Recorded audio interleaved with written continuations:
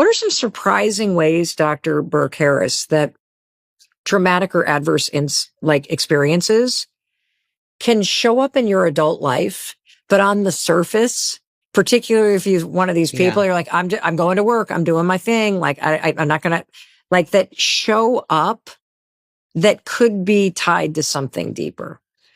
I would say one of the most common ways is how it shows up in our relationships, right? Because our relationships are where our stress response gets tested over and over. Are you talking about marriage? Raising children? Going to work? Correct. Yes. Correct. So I am talking about marriage and raising children and going to work, right?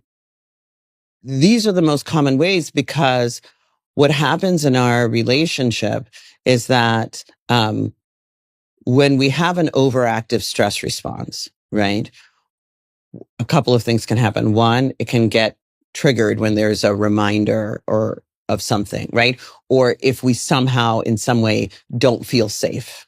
And so that means that the stress hormones that are designed to save our lives from a mortal threat can go from 0 to 100. Okay. And so that can show up with, your partner says something and you snap at them, right? Or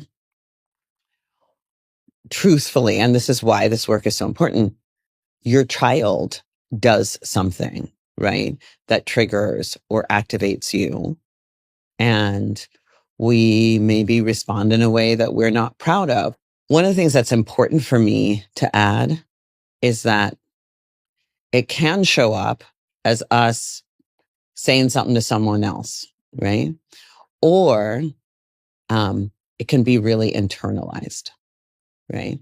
So for some folks, they don't say anything to anybody else, but they get headaches, right?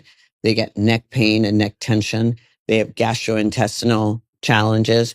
They get autoimmune disease, right? Because that stress response is activating over and over again. And when it activates, it also activates our immune system.